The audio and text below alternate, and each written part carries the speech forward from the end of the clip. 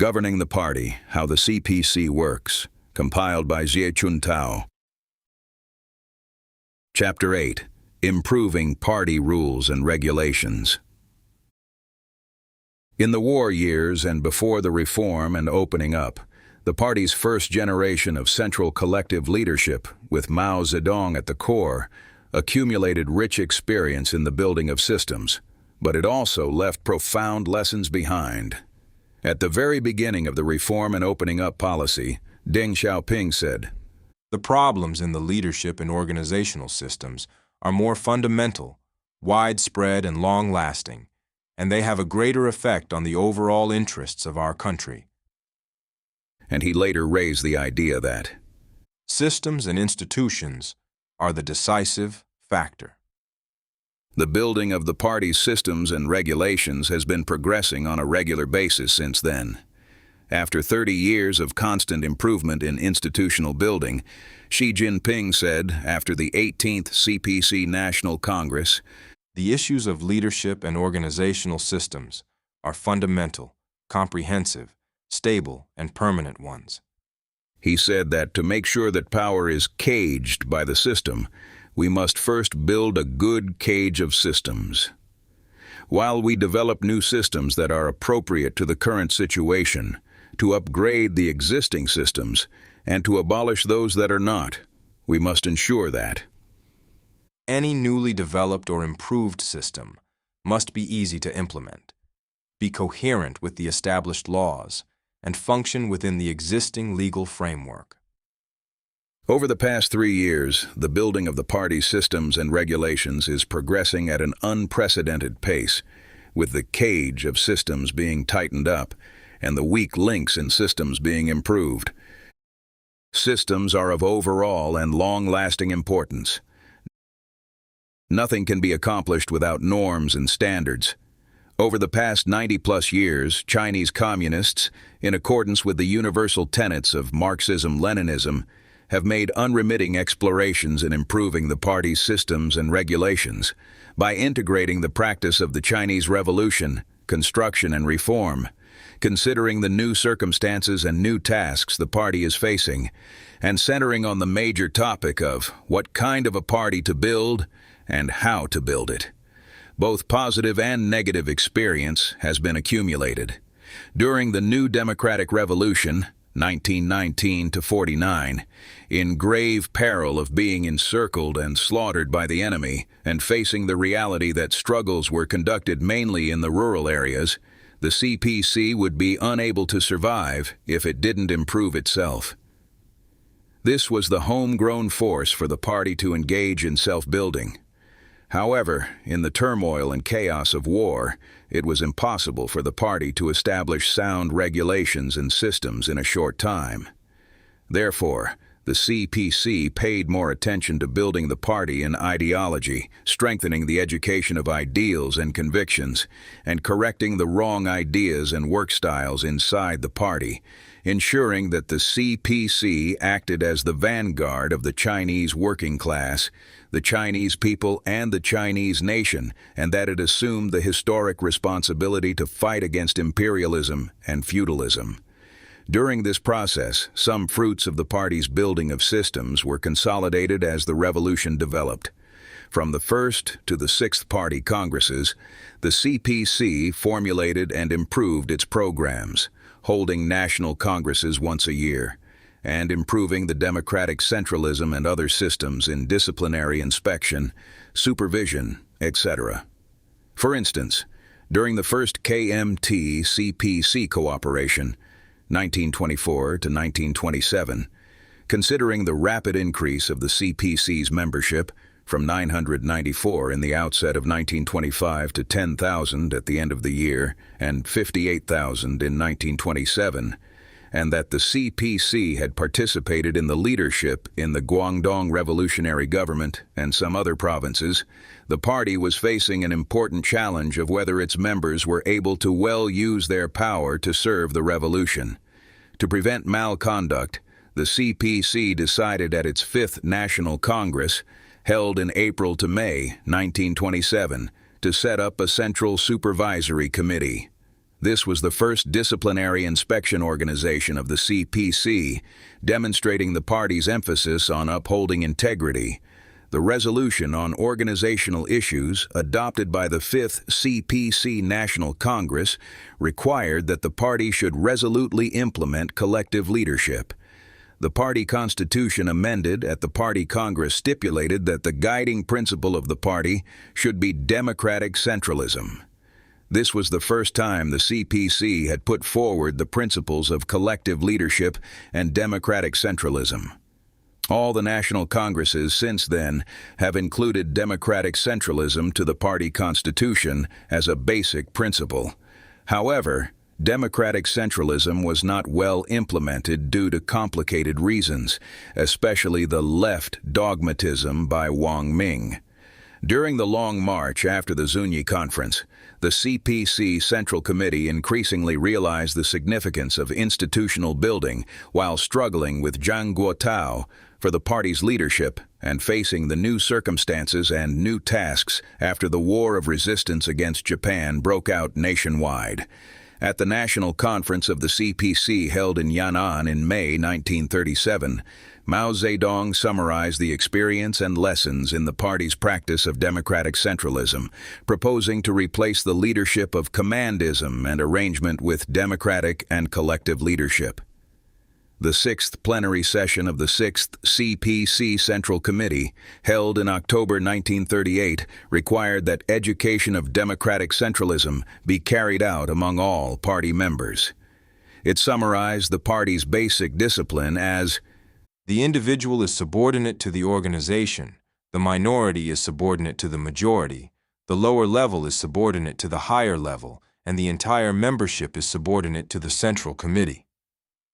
Mao Zedong said, "Besides the 4 most important articles of discipline mentioned above, we must work out a set of fairly detailed party rules, which will serve to unify the actions of the leading bodies at all levels." This was the first time that Mao Zedong had set forth the concept of party rules.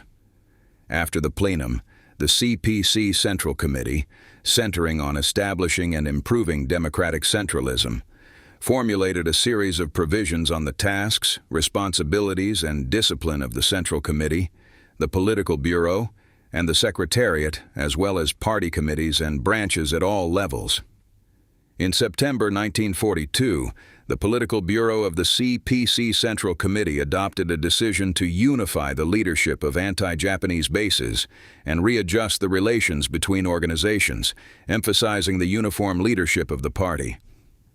According to the decision, party committees at various levels were the highest leading bodies in their respective regions, which were responsible for uniform leadership of the work of party, government, military, and civilian affairs.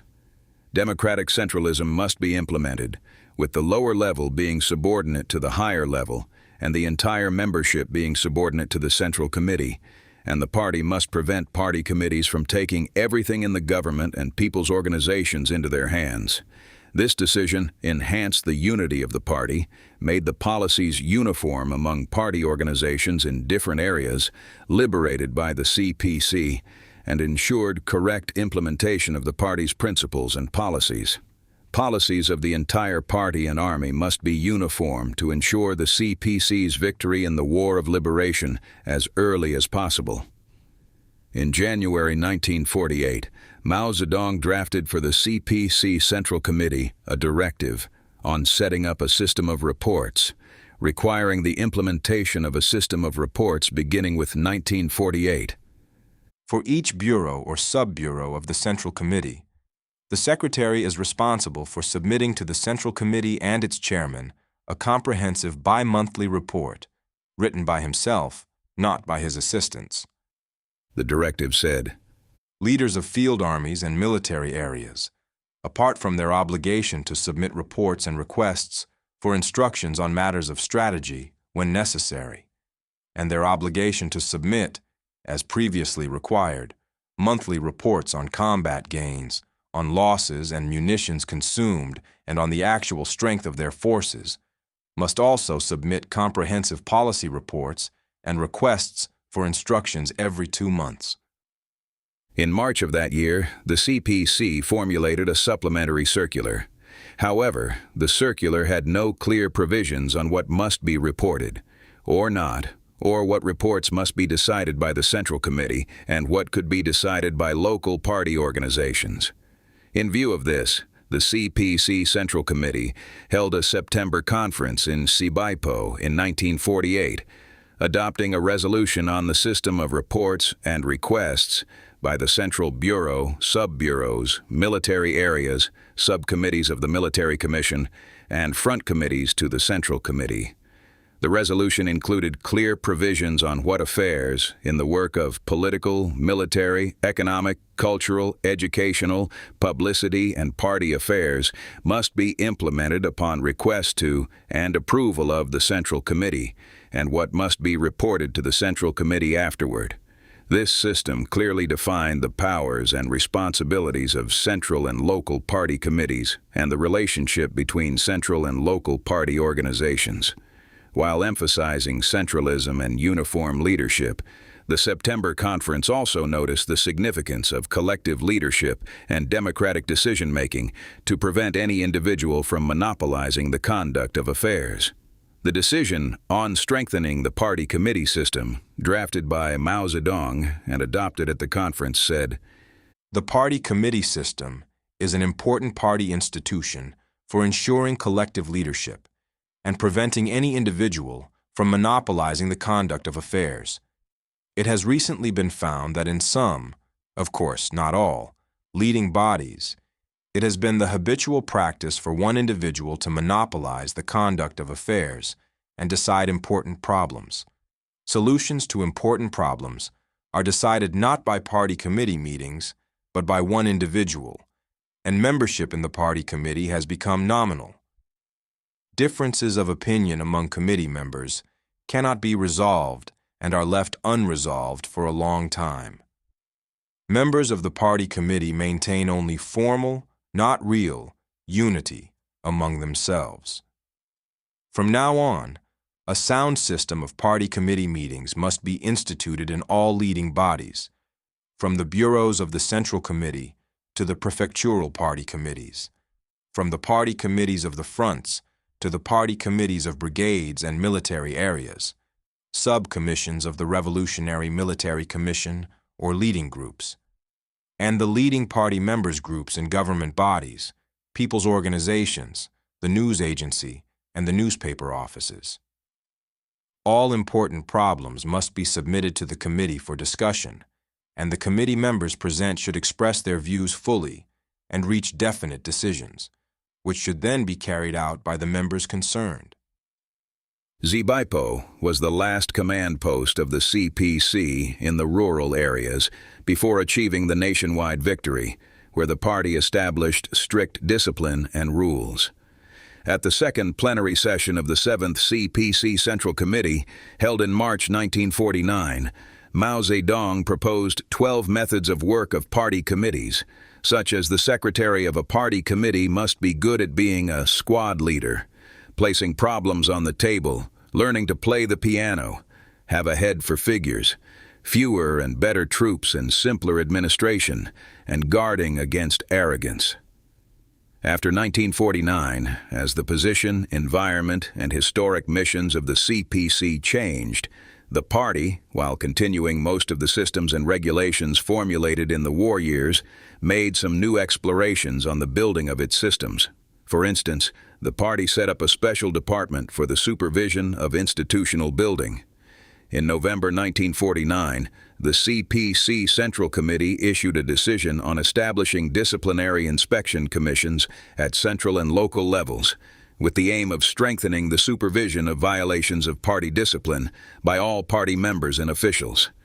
After that, disciplinary inspection commissions were set up at party committees above county level and party committees above prefecture level, and some at county level also set up standing offices with full-time staff.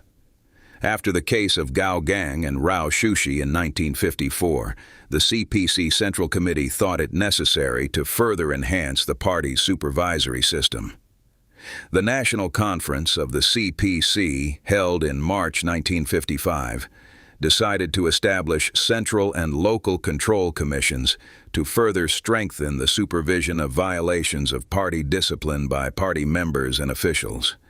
In March to April 1951, Liu Shaoqi presided at the first National Organizational Work Conference, adopting the resolution of reorganizing primary party organizations and the resolution on recruiting new party members, putting forth 8 qualifications for CPC members. In order to improve all party officials' understanding of theories, the CPC Central Committee issued in December 1954 a plan to train the party's senior and middle-level officials on a rotating basis and readjusting party schools. And in February 1956, it also issued a directive on strengthening primary party schools.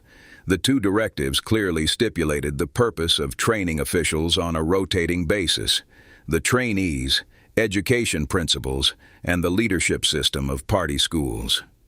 The new development of the party constitution after 1949 was particularly reflected in the stipulations made by the 8th CPC National Congress, held in September 1956, on inter-party democracy and improving the systems of inter-party democracy. First, the Congress vowed to carry out inter-party democracy. In the report on the revision of the Constitution of the CPC, Deng Xiaoping vowed to raise democratic activities in the party to a higher plane and greatly help develop inter-party democracy. Second, the Congress clearly defined the essence of democratic centralism. The party constitution adopted at the 8th CPC National Congress stipulated that the organizational principle of the CPC is democratic centralism, which is centralism based on democracy and democracy under the guidance of centralism. The party must adopt effective measures to carry on inter-party democracy, stimulate enthusiasm and creativity of all the party members, primary organizations, and local organizations, and strengthen the interaction between the higher level and the lower level. Third, the Congress firmly opposed the cult of the individual. In his report delivered to the Congress, Deng stressed the profound significance of combating personality cults and what serious consequences can follow from deification of an individual. He said, "The cult of the individual is a social phenomenon with a long history, and it inevitably finds certain reflections in our party and public life. It is our task to continue to observe faithfully the Central Committee's principle of opposition to the elevation and glorification of the individual, and to achieve a real consolidation of the ties between the leaders and the masses, so that the party's democratic principle and its mass line will be carried out in every field of endeavor." In the 1950s and 1960s, the party's leaders had regarded the building of systems as part of party building, but most of the work they did was conceptions and plans on the general orientation, without detailed schemes on the leadership, organizational, and working systems.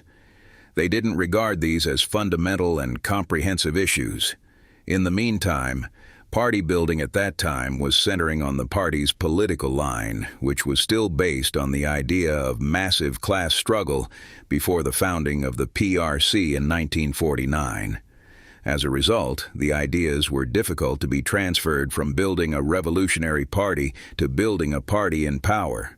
Therefore, in practice, the CPC still continued the approach in the war years of strengthening ideological education, focusing on party rectification, and mainly relying on political movements. Improving party regulations. Deng Xiaoping made an in-depth analysis of the lessons of the past in his speech on the reform of the system of party and state leadership, delivered in August 1980. "It is true that the errors we made in the past were partly attributable to the way of thinking and style of work of some leaders, but they were even more attributable to the problems in our organizational and working systems.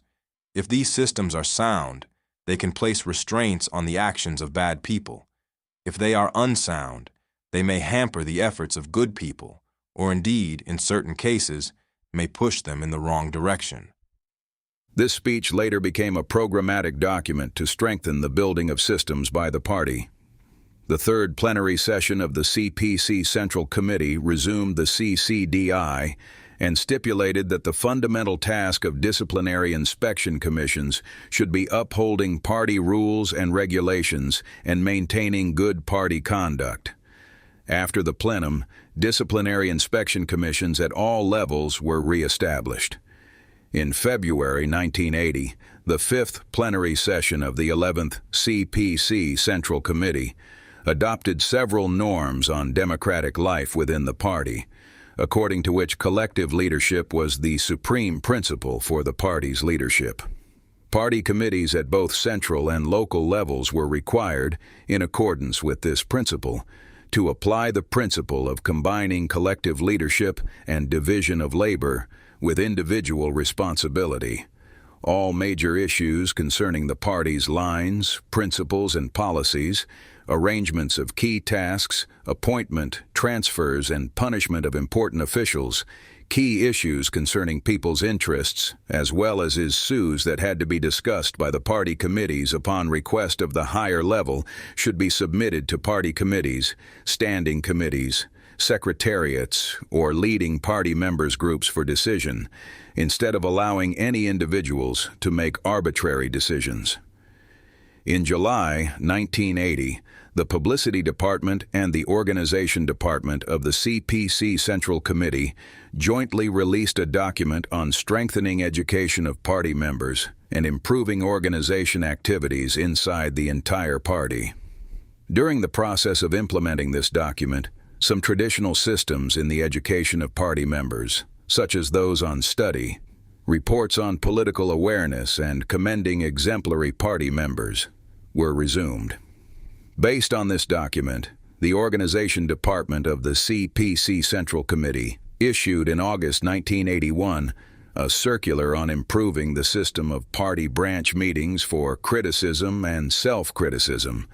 According to the circular, members of the standing committees of party committees at or above county level must participate in organizational activities of a party organization, and the standing committees must hold a meeting every half year for criticism and self-criticism and report details of the meetings to the party committees or organization departments at a higher level. In September 1982, the 12th CPC National Congress amended the party constitution, which stipulated for the first time that the party must conduct its activities within the framework of the Constitution and laws of the country, and activities of all party members and organizations should not be in violation of the Constitution and laws of the country, clearly allowing no party organizations to place themselves above the Constitution and laws. This document was of great significance in ensuring the authoritativeness of the socialist legal system and promoting the intra-party democratic life on an institutionalized basis. The party constitution amended by the 12th CPC National Congress also stipulated that the National Congress of the party and the Party Congress of a province, an autonomous region, a municipality directly under the central government, a city divided into districts, and an autonomous prefecture should be held once every 5 years. The Party Congress of a county, Banner, an autonomous county, a city not divided into districts, or a municipal district should be held once every 3 years. Except under extraordinary circumstances, the National Congress may not be postponed. Under extraordinary circumstances, local party congresses may be held before or after their normally scheduled dates upon approval by the next higher party committees. The 12th CPC National Congress also decided to set up the Central Advisory Commission, which played a significant role in enabling new officials to succeed the old ones in the central leadership, abolishing life tenure in leading posts and lowering the average age of members of the Central Committee. After that, several other documents issued by the CPC Central Committee also vowed to enhance the building of the party systems and provided detailed measures. In October 1983, the second plenary session of the 12th CPC Central Committee adopted the decision to rectify the party, which vowed to establish, improve, and reform various necessary systems concerning inter-party life through the rectification. In February 1985, the Organization Department of the CPC Central Committee issued interim provisions on several issues concerning the party's local congresses at various levels, including provisions on both substantive and procedural issues. This was the party's first document with complete stipulations of party congresses and elections. As for selection and appointment of officials, the CPC Central Committee issued in January 1986 a circular on selecting and appointing officials in strict accordance with the party's principles. In September 1986, the 6th plenary session of the 12th CPC Central Committee adopted the resolution on the guiding principles of socialist cultural progress, which said that to establish good party conduct, both ideological education and building of systems were important. Therefore, the party must work hard to reform and improve the party's organizational and work systems, strictly enforce party discipline, and establish and improve the systems of inter-party supervision and public supervision, so that the party's leading officials at all levels were subject to effective supervision. The 13th CPC National Congress, held in October 1987, decided to concretely strengthen the building of the party's systems, which was vital to consolidate and develop the correct lines, make the party's decision-making more democratic and scientific, and fully release the initiatives and creativity of party organizations at all levels, as well as of party members. According to the report of the Party Congress, party building must be strengthened during the reform and opening up, and the party must also reform the building of itself. A new path for party building relying on reform and institutional building instead of political movements should be explored. The Party Congress also required the establishment of a system where the Standing Committee of the Political Bureau of the CPC Central Committee must report to the Political Bureau, and the Political Bureau must report to the plenary session of the Central Committee on a regular basis. Appropriately increase the number of plenary sessions held each year in order to better play the role of the Central Committee in collective decision-making, formulate working rules and a system of meetings for criticism and self-criticism within the Political Bureau of the CPC Central Committee, as well as its Standing Committee and Secretariat, in order to establish systems for collective leadership and strengthen supervision of the party's leaders. Local party organizations at various levels were also required to establish and improve related rules of procedure, voting procedures, and the system of meetings for criticism and self-criticism. The first meeting of the Political Bureau of the 13th CPC Central Committee formulated the trial working rules for the Political Bureau, the Standing Committee of the Political Bureau, and the Secretariat of the 13th CPC Central Committee. Leading groups of party committees at provincial, municipal, and county levels, required by the CPC Central Committee, had also formulated their working rules in accordance with the actual conditions in their respective regions and departments. This was a major progress in strengthening the building of systems for the party in power. After the 13th CPC National Congress, the Central Committee formulated various documents on the supervision system, organizational system, and meeting system. In July 1987, the CCDI issued trial provisions on strengthening inter-party disciplinary supervision of party members and officials, clearly stipulating the tasks of inter-party disciplinary supervision, responsibility system for level-to-level administration of supervision, protecting the legitimate rights of supervisors and the persons being supervised, and the leadership of inter-party disciplinary supervision. In June 1988, the Organization Department of the CPC Central Department issued a document on annual assessments of local party and government officials, which was implemented throughout the country. In December 1988, the CPC Central Committee issued a document on establishing the system for the democratic appraising of party members, stipulating detailed measures for democratic appraisal of party members. After the fourth plenary session of the 13th Central Committee, held in June 1989, the third generation of collective central leadership, with Jiang Zemin at the core, continued and developed Deng Xiaoping's theory on the building of systems. At the forum commemorating the 68th anniversary of the CPC's founding, held in July 1989, Jiang stressed that in new historic circumstances, the entire party must pay more attention to strengthening party building in ideology, conduct, organizations, and systems during the process of reform and opening up. In May 1990, the CPC Central Committee issued provisions on the meetings for criticism and self-criticism among party members and leading officials in the party and government departments above county level, stipulating the basic contents, principles, and procedures of such meetings. In August 1990, the Organization Department of the CPC Central Committee issued trial rules for recruiting party members, providing detailed provisions on the principles in recruiting new members, education and training of activists for party membership, admission, education, probation, and full membership of probationary party members, etc. In his report to the 14th CPC National Congress, held in October 1992, Jiang Zemin said, "We should enhance inter-party democracy and institute more systems as necessary."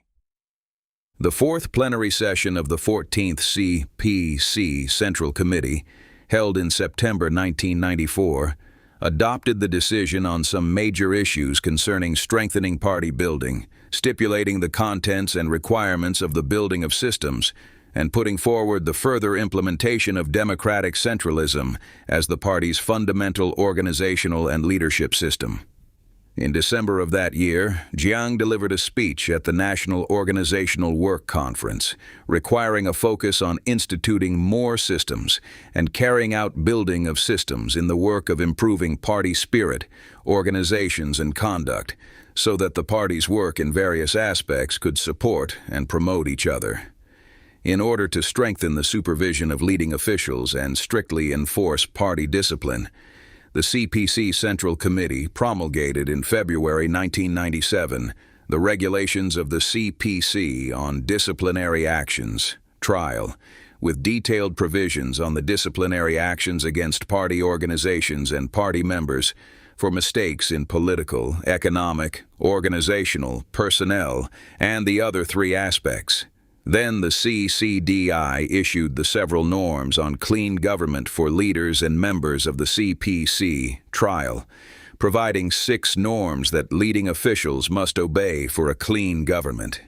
In his speech delivered at an assembly to mark the 80-year anniversary of the founding of the CPC in July 2001, Jiang Zemin said, "Institution of better systems is vital, as it bears on the overall and long-term interests and defies constant changes.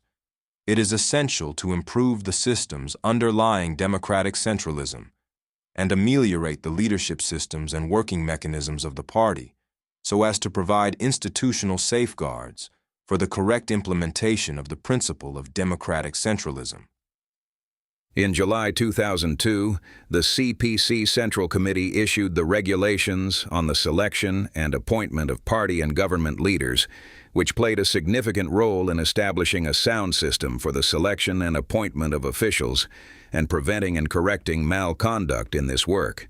After the 16th CPC National Congress in 2002, the CPC Central Committee, with Chuntao as General Secretary, further developed and intensified the understanding of the significance of improving systems.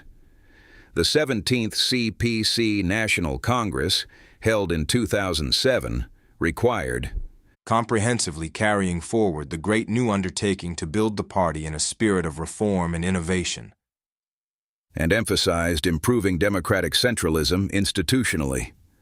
Improving the party's governance capability and vanguard nature was hence alleviated from the focus of work to the theme of work, highlighting the focus of the party's work of improving systems. As for inter-party supervision and improving party conduct and upholding integrity, the CPC Central Committee promulgated in December 2003 the regulations of the CPC on disciplinary actions and the regulations of the CPC on intra-party oversight, trial. Including 178 articles in 15 chapters of 3 parts with 24,000 characters, the regulations of the CPC on disciplinary actions lists 10 categories of circumstances subject to disciplinary actions: violating political discipline, violating organizational and personnel discipline, violating the code of honest conduct, committing embezzlement and bribery, damaging the socialist economic order, violating financial discipline, neglecting duties, infringing upon party members' rights and civil rights, seriously injuring socialist morals, and disturbing the social management order. The regulations of the CPC on intra-party oversight trial stresses that the key targets for intra-party oversight are leading bodies and leaders of the party at all levels, especially the major responsible persons of leading groups at all levels. In order to conduct effective oversight of party officials, especially the major responsible persons of leading groups at all levels, the regulations stipulate 10 detailed systems for intra-party oversight, including collective leadership and division of responsibilities, informing and reporting important circumstances, reporting on work and honest conduct, meetings for criticism and self-criticism, disposal of complaints by letters and visits, inspection, talks and warnings, public oversight, and inquiries as well as requests for recalls and replacements.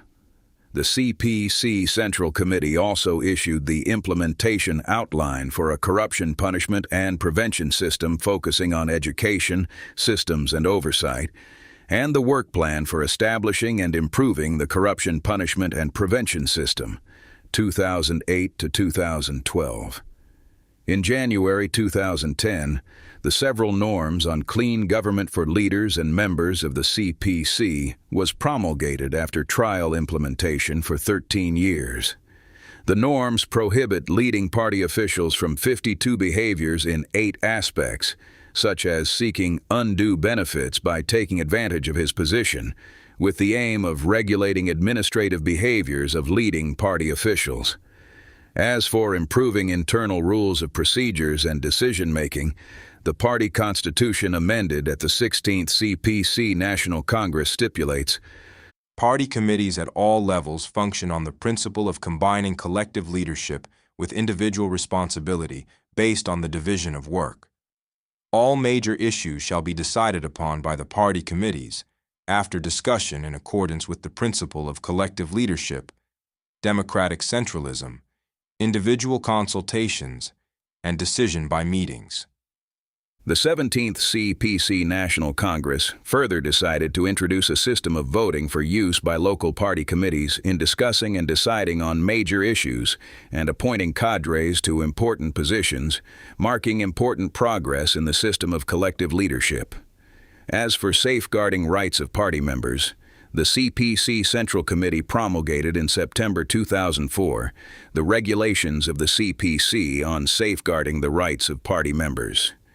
With detailed provisions on party members' rights to know, to participate, to choose, and to supervise, the regulations further clarified the measures to safeguard the rights of party members and defined the responsibilities of party organizations, disciplinary inspection commissions, organization departments, and publicity departments as well leaders at all levels in safeguarding the rights of party members.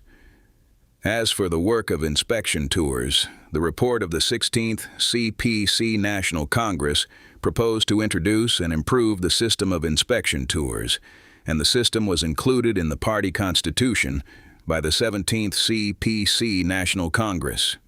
In 2009, the CPC Central Committee promulgated the regulations of the CPC on the work of inspection tours, establishing a central leading group of the work of inspection tours and upgrading inspection teams of the CCDI and the organization department of the CPC Central Committee into central inspection teams. This important measure is not merely a change of names, but indicates real observation of the rules on inspection tours in the party constitution. This shows that inspection teams are no longer sent by disciplinary inspection commissions and organization departments, but the CPC Central Committee and various provincial party committees, demonstrating the responsibility of the party committees sending out inspection teams and the authority of inspection teams. Let systems act as rigorous constraints. Since the 18th CPC National Congress, the CPC Central Committee, with Xi Jinping as General Secretary, in accordance with the changes both at home and abroad and aiming at improving itself, has attached great importance to party building, stressing that it takes good iron to make good products, advancing institutional reform of party building together with the reform of economic, political, cultural, social management, and ecological progress systems. It has also proposed a strategic blueprint of comprehensively strengthening party discipline. At the press conference by members of the Standing Committee of the Political Bureau of the 18th CPC Central Committee on November 15, 2012, Xi Jinping, the newly elected General Secretary, said, "It takes good iron to make good products. Our responsibility is to work with all party members to uphold the principle that the party should supervise its own conduct and run itself with strict discipline, effectively solve major problems within the party, improve its work style, and maintain close ties with the people. By so doing, our party will surely remain at the core of the leadership in advancing socialism with Chinese characteristics." 20 days later, on December 4, 2012, the Political Bureau of the CPC Central Committee held a meeting, raising new targets and new requirements on improving good party conduct. The meeting deliberated and unanimously passed the 8 rules on improving the style of work and keeping close ties with the people. The 8 rules, all targeted on the pressing concerns of the people, demonstrate the determination of the CPC Central Committee in addressing long-standing illness and opposing the 4 forms of decadence: formalism, bureaucratism, hedonism, and extravagance. When the 8 rules were first issued, there were doubts whether these would again be temporary measures, like a passing gust of wind. However, such doubts have been dismissed by the program to heighten awareness of and implement the party's mass line and the special education campaign of the 3 stricts and 3 earnests. According to figures from the CCDI's website, as of March 2015, 82,693 cases of violating the 8 rules had been uncovered, with a total of 109,047 party members and officials involved being punished and 35,456 of them being given party or administrative punishment. The CCDI exposed a total of 66 typical cases, while various provincial commissions for discipline inspection exposed 897 cases, which played both guiding and warning roles in strengthening party discipline. The 8 rules provide us with a starting point and a call for us to improve our work practices. Through intensive programs to heighten awareness of and implement the party's mass line and the special education campaign of the 3 stricts and 3 earnests, the CPC has launched full-scale examinations, overhauls, and cleanups to eliminate defects and misconduct from the party. The 4 forms of decadence have been effectively punished, with a large number of long-standing problems and conflicts being solved. The ties between the party and the people have been closer, further consolidating the party's governing base. What makes the success achieved? The key lies in that party committees at all levels have, in accordance with the 8 rules, formulated and revised a number of working and management systems in keeping close ties with the people and regulating the exercise of power, tightening the cage of systems and strengthening rigid constraints on malpractice. The awareness of acting and exercising power in accordance with rules has been significantly enhanced, while the behaviors in violation of rules have been greatly reduced. The essence of systems lies in their tightness. The effectiveness of systems lies in implementation. The authority of systems lies in effectiveness. Rigor is the lifeline of systems. With backdoors, any system would exist in name only however good it was designed. Soon after the program to heighten awareness of and implement the party's mass line started, Xi said in June 2013, "Once a system is in place, we must all abide by it and ensure that everyone is equal before it and that no exceptions arise in its application. We must be firm in protecting its authority and resolute in responding to those who refuse to be bound by it or feign compliance while undermining it. We should let our systems act as rigorous constraints for ensuring that party members and officials maintain close ties with and serve the people." In simple language, she explained those unsettled and unpractical systems by analogy with useless things, man of straw, paper tigers, rubber band, plasticine, etc. He said we have already formulated many systems, but we must ensure they do not exist in name only to become men of straw or broken windows. Many systems are subject to no oversight for implementation, and violations of them are subject to no punishment. In such circumstances, who would regard systems seriously? Some of our systems are not yet sound, like cages with open or unlocked doors or loosely knit fences. Unless we implement existing systems well, any new system will definitely be of no use. At a conference concluding the program to heighten awareness of and implement the party's mass line, held in October 2014, she proposed an important idea of running the party with systems. He said that we must adhere to combining building the party in ideology with running the party with systems. To enforce strict party discipline, the CPC must rely on both education and systems, which are mild and hard, respectively. He stressed that the essence of systems lies not in the quantity but in being functional and targeted to guide the practice. If the systems were empty and unpractical, they would become a mere formality regardless how many systems have been formulated. An ox stall is useless to shut cats in. We must strengthen the execution of systems, ensure that systems apply to everyone and every matter, and exercise the power and govern administrative and personnel affairs in accordance with systems. We must ensure that everyone is equal before it and that no exceptions arise in its application, leaving no back doors in the systems. We must be firm in protecting its authority and resolute in responding to those who refuse to be bound by it or feign compliance while undermining it, so as to let our systems act as rigorous constraints instead of rubber bands. To make the systems act as rigorous constraints, the CPC Central Committee, while carrying out the program to heighten awareness of and implement the party's mass line, has formulated a combination of measures to enforce strict party discipline. First, improving the systems on the management of officials, such as those ordering party and government officials to quit posts in companies, selectively examining reports on personal affairs, and managing officials whose spouses have migrated overseas.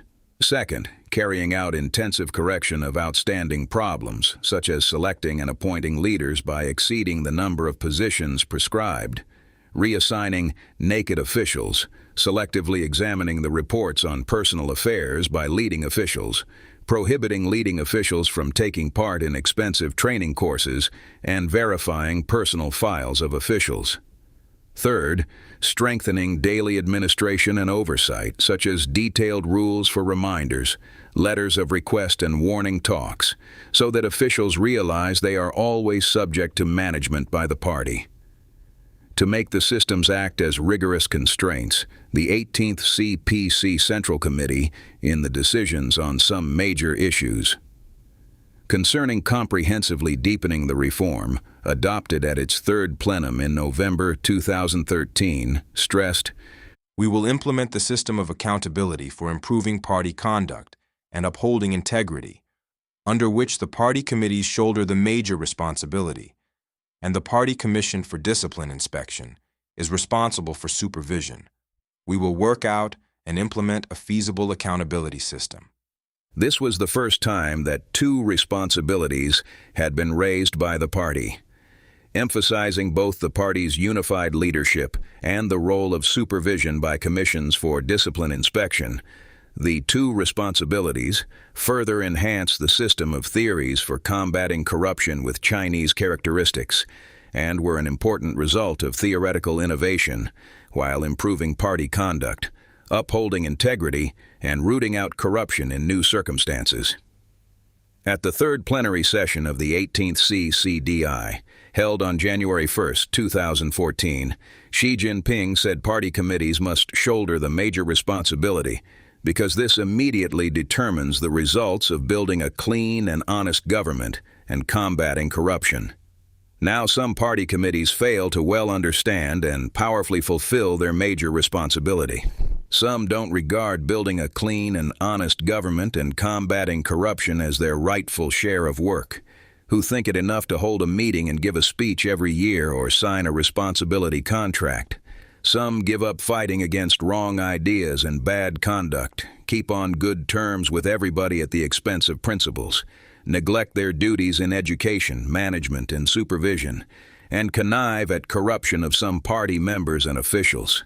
Some leaders only declare their stand but take no actions, fail to match their words with deeds, or even set a bad example of committing corruption, damaging the morals in the contingent of party members.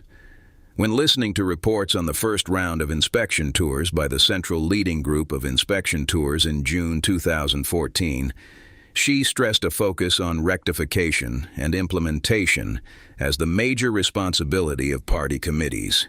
The work of rectification must be carried out in time. Massive and interrelated corruption cases occur in some places, and some localities have seen very serious corruption.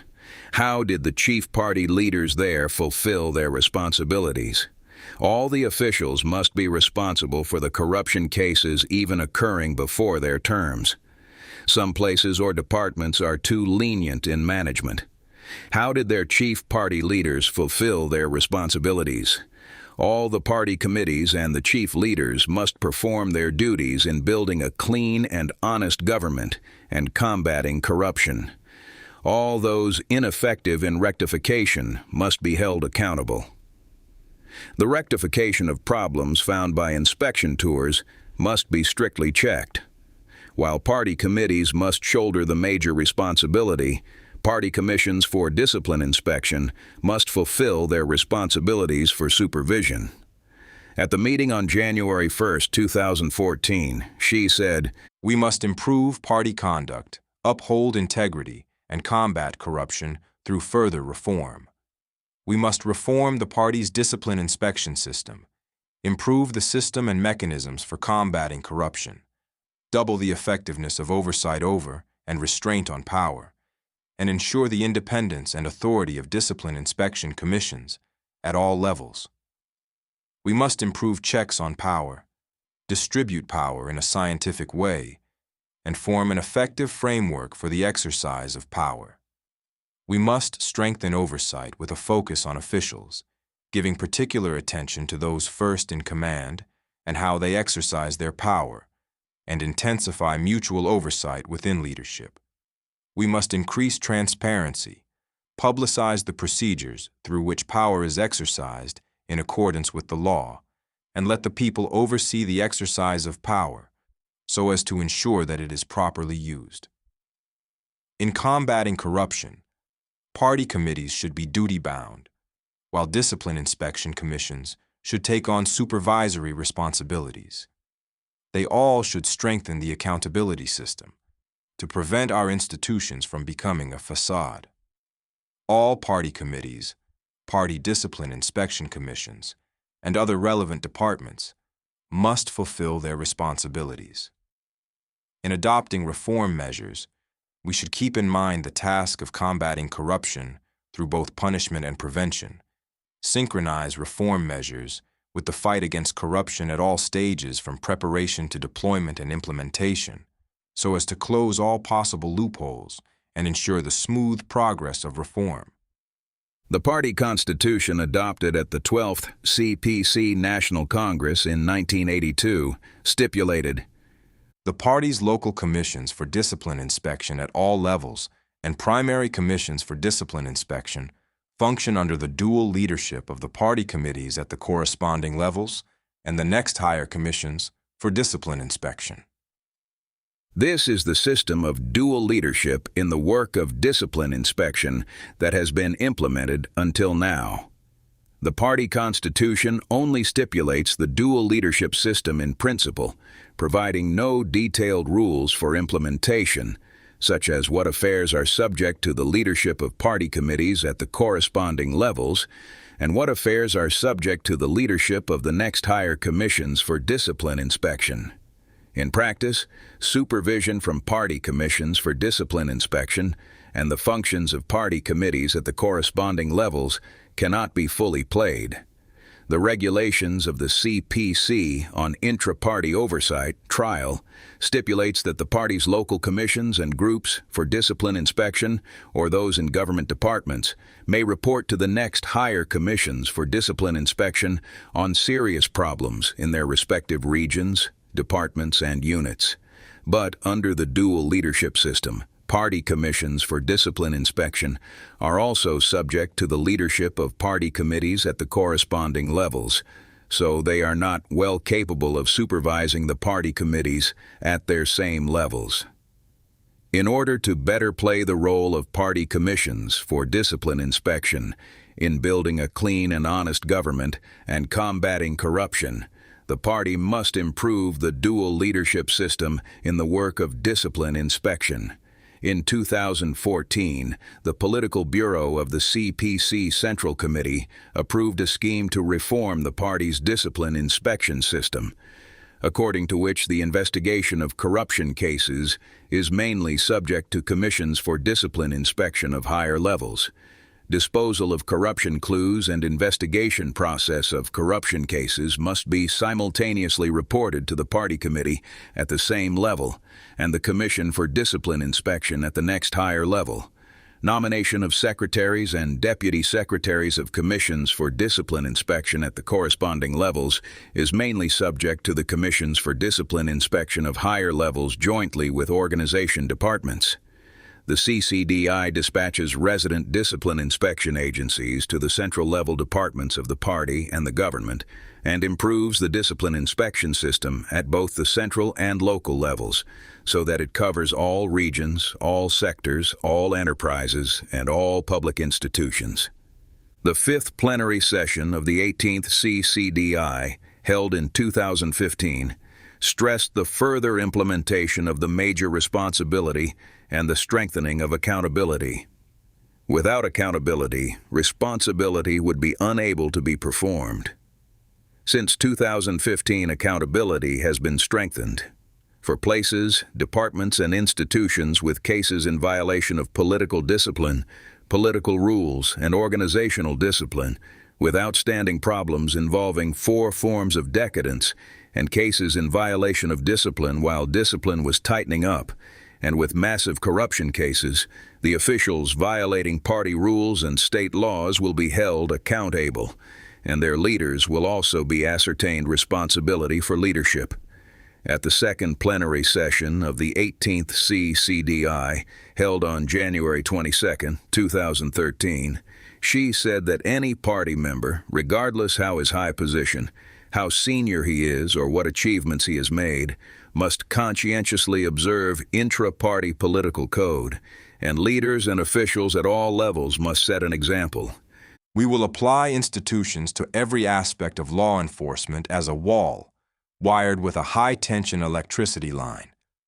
Violators will be subject to the severest possible penalties or be prosecuted for criminal liability if the circumstances constitute a crime." At a seminar among provincial-level leaders on advancing law-based governance held in February 2015, she said we should not let party discipline and state laws become plasticine and like a man of straw. Anyone who violates party rules and state laws for being legally illiterate, or intentionally does so, must be ascertained. Otherwise, party discipline and state laws would be broken windows. Under the rule of law, no one can trust luck or expect leniency beyond the law. There will be no certificates exempting anyone from punishment and no iron-capped princes who have immunity. Improving the systems. Since reform and opening up, the CPC has made great progress in improving its rules and systems. However, we must also recognize that as the world, the country, and the party undergo profound changes, problems have become increasingly prominent in that some of the rules and systems are not consistent with each other or unable to meet the need of our work. At the working conference of the Program of Mass Line Education and Practice, held in June 2013, she said, "After many years of experimentation and practice, we have developed a systematic framework of regulations for implementing the party's mass line and maintaining close ties with the people. Most of the regulations are effective and are recognized as such by the people, and we should continue to follow them. Departments and regions will also participate in creating new and fresh experiences. We should integrate the requirements of the Central Committee, actual needs, and fresh experiences to develop new systems that are appropriate to the current situation, to upgrade the existing systems, and to abolish those that are not. Any newly developed or improved system must be easy to implement, be coherent with the established laws, and function within the existing legal framework. Attention must be given to formulating supporting measures to match the new systems and make sure that they are precisely targeted and able to guide our work effectively." She has reiterated this principle on many occasions after that.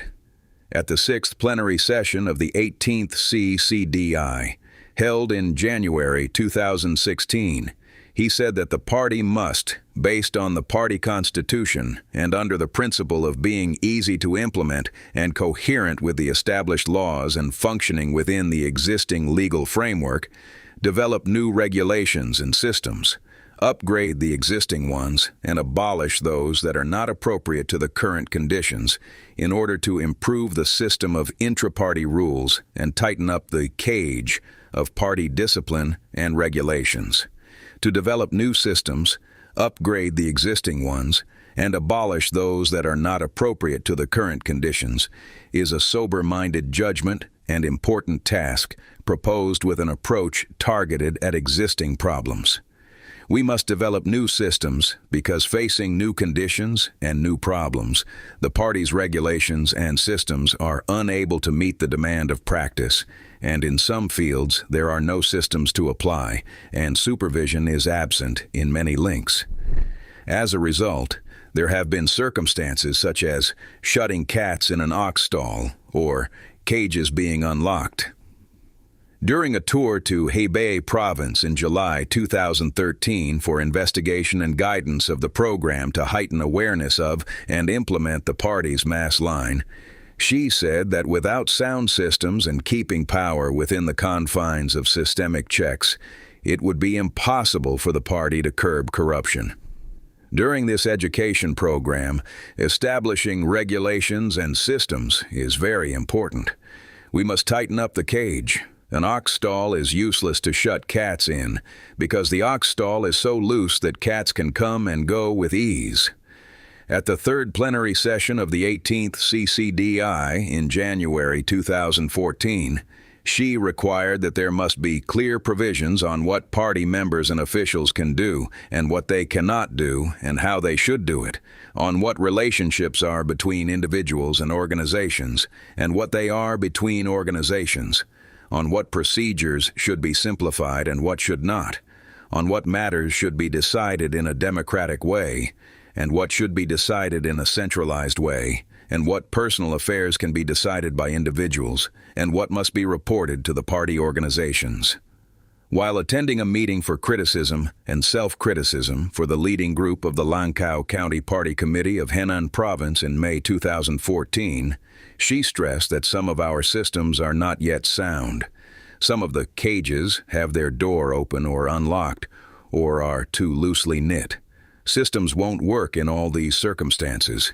We must upgrade the existing systems because the party's regulations and systems are not yet sound, without a reasonable structure and detailed rules for implementation. For instance, most of the party regulations and rules are about substantive issues, and only a few are about procedural issues. Some clauses are too general, only providing the nature of a behavior, but not how serious the behavior is, and some systems have no detailed rules for implementation. Some systems have been unable to meet the demand of practice, and some stipulate the same as state laws do, being unable to highlight the advanced role of party discipline. Moreover, the number of systems is too enormous, and some old ones are inconsistent with the new ones. At the meeting he attended in Lancao County in May 2014, Xi said that we have already formulated many systems, but we must ensure they do not exist in name only to become men of straw or broken windows. Many systems are subject to no oversight for implementation, and their violations are subject to no punishment. In such circumstances, who would seriously regard such systems? He also said we must continue the system of holding general membership meetings of party branches, meetings of party branch committees and party group meetings on a regular basis, and attend party lectures on schedule, which are all stipulated by the party constitution. This system is already in the party constitution, so we must implement it. Otherwise, how can keep power with the confines of systemic checks? We must not only stick to that system, but also need to ensure full coverage of the system, and even members of the Central Committee must also obey the system. We must also ensure the quality of the party meetings and lectures to prevent them from becoming a mere formality. We must persevere with, strengthen, and innovate the inner party life. Innovations are very important, without which formality will no longer exist. We must abolish those systems that are not appropriate to the current conditions, because the old systems are unable to catch up with the development of the times and unable to meet the demand of the times. Some systems have remained not upgraded for 1 or more decades. Some party regulations stipulate the same as state laws and regulations such as the criminal law and the Public Security Administration punishments law, causing a waste of administrative costs and impairing public trust and binding power of party regulations and systems. There are also circumstances of replacing state laws with party discipline, exceeding the functions of party organizations, impairing the prestige of the party and the government. At the 5th plenary session of the 18th CCDY in January 2015, Xi stressed the need to further advance the campaign to build a clean and honest government and combat corruption, both building new systems and toppling the old ones. To establish systems for building a clean and honest government and combating corruption, the party must focus on 4 aspects.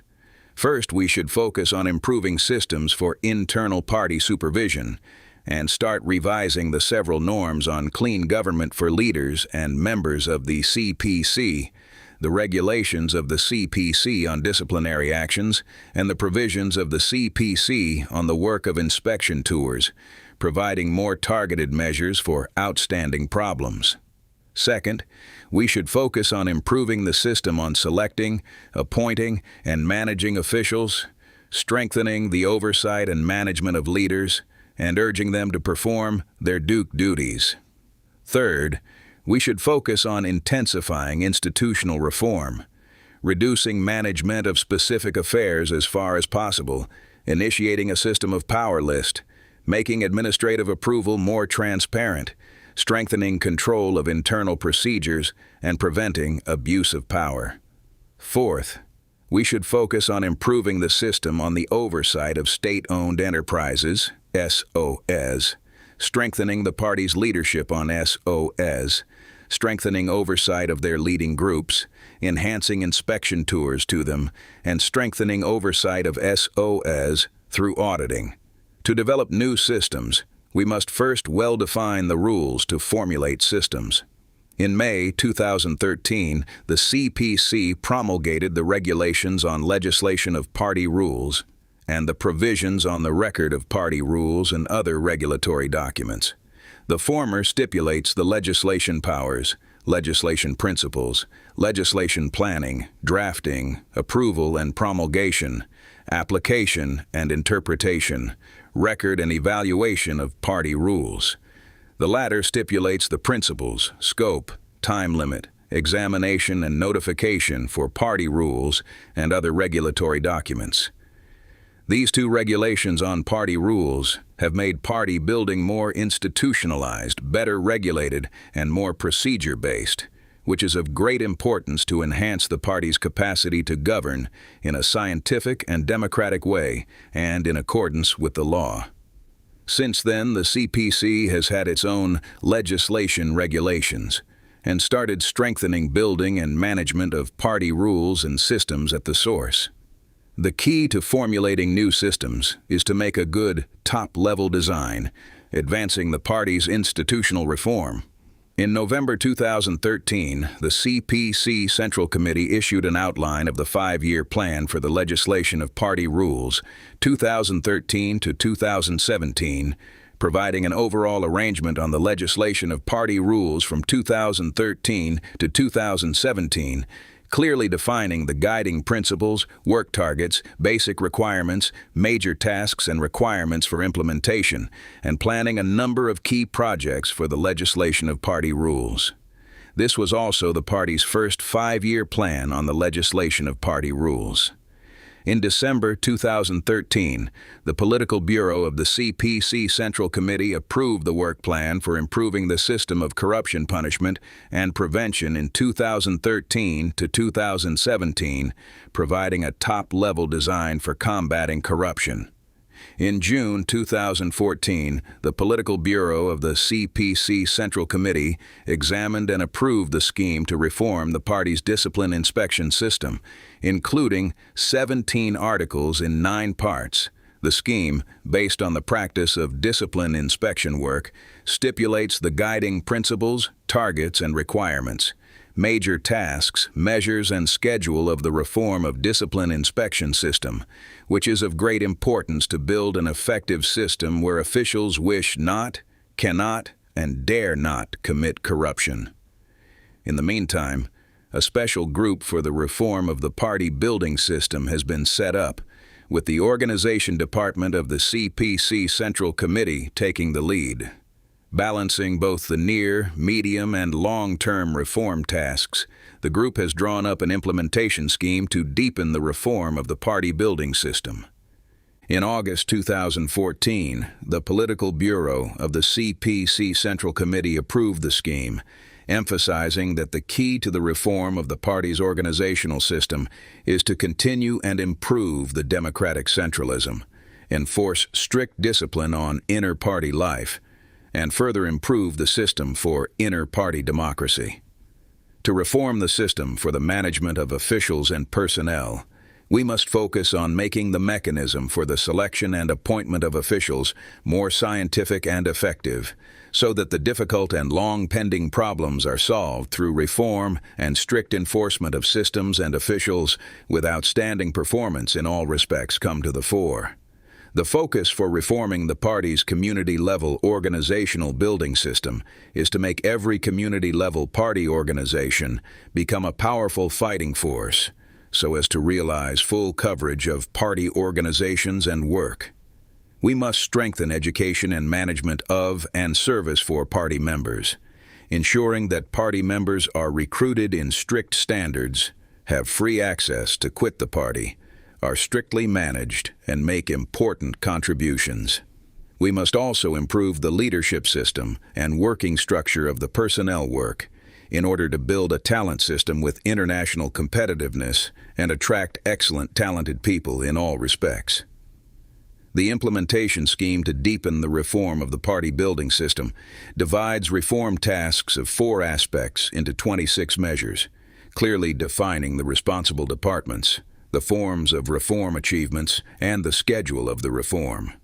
According to the scheme, by 2020 institutions and systems that are structurally complete, scientifically standardized, and effective in operation are to be formed, to ensure that institutions in all areas become more mature and complete. Improving the existing systems is mainly to improve the system of party rules with the party constitution as the foundation and democratic centralism as the core. As the party's charter and the fundamental rule for running the party and supervising its own conduct, the party constitution serves as the constitution of the CPC and reflects the will of the whole party, with no other party rules and systems allowed to conflict with it. Soon after the 18th CPC National Congress concluded, Xi Jinping wrote an article to call on earnestly studying and strictly obeying the party constitution. He said that the whole party must enhance its understanding of the party constitution. Regard the party constitution as the most important standard of strengthening the sense of party awareness and the basic foundation to guide the party's work, internal party activities and party building, and put the party constitution into practice. The party constitution should be the basic foundation for the improvement of the system of party rules, the basic standard for evaluating performance of party organizations at all levels, as well as party members and officials, and the fundamental rule to settle internal party disputes. The party must strengthen the examination on how the party constitution is observed and implemented, timely remind those who poorly understand the party constitution and do not act in accordance with it, and resolutely correct the behaviors in serious violation of the party constitution. The entire party must be firm in protecting the authority of the party constitution. In October 2014, the fourth plenary session of the 18th CPC Central Committee adopted the resolution of the CPC Central Committee on certain major issues concerning comprehensively advancing the law-based governance of China, emphasizing that the party constitution is the most fundamental party rule and the basis and foundation to formulate other party rules. We must strengthen and improve the leadership of the party over work pertaining to the rule of law, and need to strengthen party rules and regulations. In an article published in January 2015, to call on accelerating the building of a socialist rule of law country, Xi Jinping said, "We must strengthen party rules and regulations, pay attention to connect party rules with state laws, and establish a system of party rules and regulations with the party constitution as the foundation supported by various party rules." In accordance with the requirement of the CPC Central Committee, the building of a system of party rules with the party constitution as the foundation and democratic centralism as the core has been advancing in line with the national features. Summarizing the practice of the CPC Central Committee in enforcing strict party discipline, the party is making every effort to govern the exercise of power, party affairs, and party members with systems. At a meeting of the Political Bureau of the CPC Central Committee to examine the report on the work of inspection tours in April 2013, Xi required innovations in the work and improving the content, methods, and institutional building of the work of inspection tours in line with national features on the basis of summarizing experience and adapting to the conditions. In August 2015, the CPC Central Committee revised the regulations of the CPC on the work of inspection tours, including the new requirements of the CPC Central Committee since the 18th CPC National Congress, as well as the new experience accumulated in the practice. Inspection tools hence become more targeted, swift, and flexible. Compared with the trial regulations issued in 2009, the revised regulations include some changes. The major responsible persons for the leading groups of party committees, governments, people's congresses, and political consultative conferences in vice-provincial level cities are subject to the oversight of central inspection groups, who will carry out selective examinations of reports by leaders on their personal affairs. This is the first time that a special inspection has been included in the regulations, and the heads of inspection group will be adjusted more frequently. To better play the party's role as the core of leadership and make the country's governance system and capability more modern, in January 2014, the CPC Central Committee revised the regulations on the selection and appointment of party and government leaders, providing substantive and procedural provisions on the selection and appointment of officials, and further regulating the work of selecting and appointing party and government leaders.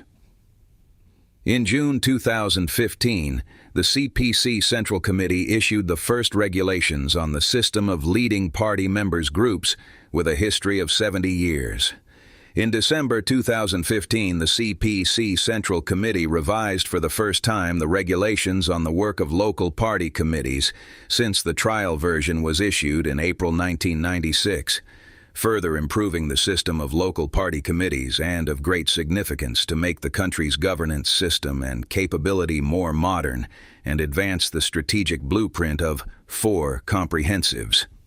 The norms of the CPC on clean governance, effective as of January 2016, the several norms on clean government for leaders and members of the CPC trial annulled simultaneously, adhering to the party's principles on ideals, convictions, and aspiration, provide detailed provisions to implement the party constitution and reflect the achievements in comprehensively strengthening party discipline. With a visible and feasible strict code of conduct for party members and leaders, this displays the lofty moral aspiration of Chinese communists and is the CPC's first work of regulations calling on the entire party for clean governance and self-discipline since it became a party in power. The newly revised regulations of the CPC on disciplinary actions reorganized 10 categories of violation of party discipline stipulated by the party constitution and the old regulations into violations of political discipline, organizational discipline, clear governance discipline, mass discipline, work discipline, and life discipline. There is a negative list for each category of discipline and corresponding actions against violations, defining the bottom line that must not be violated. Of these categories, mass discipline and life discipline are the new ones not included in the old version of regulations. The negative lists include the new problems since the 18th CPC National Congress, such as forming cliques and factions and improperly discussing party policies, clearly defining the bottom line of discipline that all party members must obey, as well as the basis and standards for the oversight and enforcement of party discipline by the Commissions for Discipline Inspection. Highly feasible and operational, the regulations improve the authority of party discipline and demonstrate that party discipline is stricter than state laws. A commentary of the BBC said the new regulations clarify negative lists for party members. In the meantime, the CPC Central Committee has set up a joint conference system for the work of party rules, which is responsible for coordinating the formulation of party rules and strengthening examination and interpretation of these rules. To abolish the systems that are not appropriate to the current conditions is to abolish those party rules and regulatory documents contradicting the party's constitution, theories, lines, principles, and policies, as well as the constitution and laws of the state, being obviously unable to meet the demand of the practice or already being replaced by new rules or alternative party rules and regulatory documents. Those whose subjects for application have no longer existed, or those that have expired must be annulled, so that the system of party rules will become more sound and complete and better connected with state laws. In June 2012, the CPC Central Committee started the party's first intensive program of sorting out party rules and regulatory documents. Led by the General Office of the CPC Central Committee, more than 50 CPC and State Council departments, such as the CCDI, the Organization Department, the Publicity Department, and the United Front Work Department of the CPC Central Committee, participated in the program. The program was carried out in 2 phases, with party rules and regulatory documents issued from 1978 to June 2012, and from 1949 to 1977 being sorted out, respectively. The 2 phases ended in July 2013 and November 2014, respectively. Screening all the 23,000 documents issued from 1949 to June 2012, the program selected 1,178 party rules and regulatory documents concerning the party's organizational work and activities and party members' behaviors. Among these, 322 were abolished and 369 were annulled, amounting to 58.7%. 487 continue to be effective, with 42 subject to revision at an appropriate time. Through this sorting out program, the party has sized up the conditions for its rules and systems, thoroughly solved the problem that some of its rules and systems are not consistent with each other, and made them more coordinated, which will be conducive for the party rules and systems to be obeyed and implemented. Practice is the most important to combine knowledge and action. After systems are formulated, they must be implemented. During his inspection tour to Lancao, Henan Province in May 2014, Xi stressed the importance of formulating regulations and systems. He said when the existing systems are not well implemented, any new system would be useless. Now that we have a plan, it is most important to implement it. He emphasized, at the 24th Group Study Session of the Political Bureau of the 18th CPC Central Committee in June 2015, that execution constitutes the lifeblood of regulations and systems. Strict supervision is key to implementation of regulations and systems. Therefore, the party must strengthen efforts in execution to make them really work and be authoritative. At the 6th plenary session of the 18th CCD I held in January 2016, Xi mentioned implementation 13 times, stressing the advancement of implementation through accountability, persisting in implementing the 8 rules, the major responsibility, and the democratic centralism, etc. When making instructions for the education campaign of 2 Studies, 1 Action in April 2016, Xi required the reinforcement of the inter-party political system and the improvement of its weak links in systems with a spirit of reform and innovation, so that the organizational activities of the party and the education of party members would be carried out strictly. This was the first time that the General Secretary has put forward the important view of improving the weak links in the party's systems. To improve the weak links in systems, we must adopt a multi-pronged and holistic approach, focusing on building new systems and toppling the old ones simultaneously and maintaining our efforts. However, implementation constitutes the lifeblood and authority of the party's regulations and systems. As Xi Jinping has said, I don't favor raising too many catchwords, but recommend putting action above everything else. Instead of talking the talk, we must walk the walk. End of Chapter 8.